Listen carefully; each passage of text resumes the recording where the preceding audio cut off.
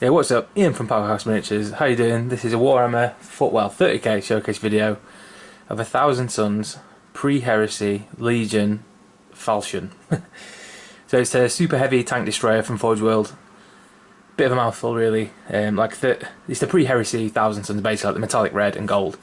So this thing is a monster. It's too big for my backdrop at this point. I keep meaning to get a bigger one because this is like an A3 backdrop at the minute, and I need a proper one. You can get those like cool vinyl ones and stuff. So we'll definitely invest in them soon. At the minute, I've got an A3 printer, and I just do these little like gradient things on there. But just super cool model. It's really big. So against like a paint pot or something, you can see that it's like huge. I haven't got anything for scale at this point actually. No, but just an absolute monster. So it's big. It's like the Legion Glaive and stuff like that. Like huge, super heavy tanks. They use the Baneblade chassis, and then each side, like the side halves, solid pieces of resin. It's about a foot long. So I used again Alclad 2 Candy Enamel Red paint. I've used that for a few things just lately. A couple of Blood Angels I painted recently. The Primaris Aggressors, and then the Primaris Redemptor Dreadnought are painted in Alclad 2 paints as well. So like, candy enamel under a chrome base coat, so like prime gloss black. And then this one was painted with it's gunmetal from Vallejo, like just the metallic airbrush paint, and then with Vallejo Game Air chrome as like highlights, like pre-shading, but with silver as opposed to like grey and white. Then 2 or 3 or 4 layers even of the candy red. So there's a load of different ways to make the candy red. Some people might do like a bronze or a gold undercoat. I've found silver to go a little pinkish, but then if you do several layers, you can see it kind of. Oh, these are sponsons as well, obviously. So you can see that the kind of. I don't know whether it picks up the colour properly. You know, in photographs, the colour looks like red, like flat red, and I think in reality the metallic comes through much better. So you can see where I've done some of the pre-shading, like the shaded areas here down across the bottom, and then the chrome areas underneath come out really well. It is important to get 2 or 3 layers of the red to really strengthen it off. I'm going to move these out of the way because yeah, it goes a little pink otherwise, and I think that's why people use red. So maybe I've not tried it, but maybe if you did like a copper, bronze or gold undercoat, you might get like, you know, you might need 1 less layer of the red or something, but not a problem. £3 from Element Games, so elementgames.co.uk, you can find them, just Google that and you'll find them. This guy in particular, it came out super well. That the customer, super pleased with it obviously, paid like, for the display level painting, my very best. And so I just no expense spared sort of thing, and it was super fun.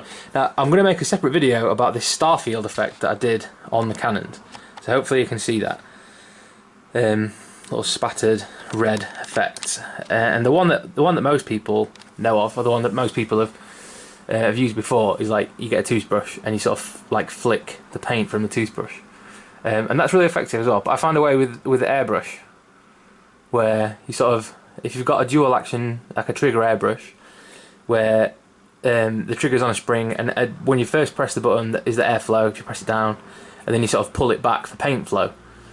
So if you pull the trigger back without using the air, like you sort of pump it back once, and then you push the air real quick, it does like a little spatter effect. It's surprisingly difficult to explain. Now I'm trying, but obviously I'll do a little video and you'll be able to see for yourself. But most of it is purple. It was the Emperor's Children purple. I think it's I forget what it's called. It's got its own name, like Cacophony purple or something. Chemos purple, like CHEMOS. I don't know how you pronounce that. Chemos or something. I presume it's some play on the word chemical. But anyway, that purple basically, and then I did the same sort of effect on the some little wires and stuff on the front. Looks like it's like powering the gun. Really pleased with the way it came out. I'll turn it around for you a little bit just now. I did quite a few cool little like rust effects on the tracks. They're quite difficult. The weathering powder, the pigment powders in particular. If anybody knows a surefire method to varnish with the pigment powders, hit me up please, because when I use Purity Seal, for example, it sort of it sort of absorbed, if you want, the weathering powder, and then when the Purity Seal dried, it sort of didn't come back, but it has sealed it in, so like, you know, none of it rubs off, because obviously otherwise it'd just come off. So yeah, hit me up if you know one. But just overall, just super pleasing. It's so cool to do the metallic red, and I'll say in real life it looks really cool. And then it doesn't take very long either, which is a thing. I did a previous review of Alclad 2 paints, because they released like you know, an entire range of them a few months ago, and I highly recommend them. Really, really cool. And I think that anybody looking for that Thousand Suns red, for metallic blood angels, for whatever, just anything that uses like a red, I would highly recommend checking these out. They don't pay me or anything, it's just like recommendation. So got the Forge World Thousand Suns Legion transfers as well. Some people do like block white and block gold with the Thousand Suns scheme, and I thought it looked kind of cool to do these like stripes. So a little bit of masking tape, and then these cool like transfers over the top. So really pleased with it. The customer loved it, which is the main thing, and I had a really good time painting it. So like I said, Alclad 2 Candy Enamel Red. There's Candy Enamel Blue, and I painted up a Primaris Captain in that recently, and that's really good as well. Any of the Forge World clear paints are absolutely fine, and the Tamiya clear set does pretty much exactly the same sort of thing, but this was designed for the airbrush, so that's just one. I saw it on Element Games and I thought I'll pick it up, so that's your lot. So I've got another video coming out. I've not uploaded anything in ages, and I've got a backlog of these things recorded, ready to go, so this won't make any sense if you're watching this, because I will have uploaded them eventually, obviously. But I've got a Lord of Skulls at the minute that I've painted also in red, so if that's not uploaded by now, check back at some point in the future, and I'm sure it'll be on there, but using the same sort of red. So that looked really cool. Looks like a Christmas tree theme almost, you know, like red and green and stuff, but looks really cool. So that's it. Alclad 2 again. I can't get enough of them. Alright, well, I set up an Instagram, so you can follow me at Powerhouse Miniatures, or powerhouseminiatures.com, or facebook.com/Powerhouse Miniatures, or eBay.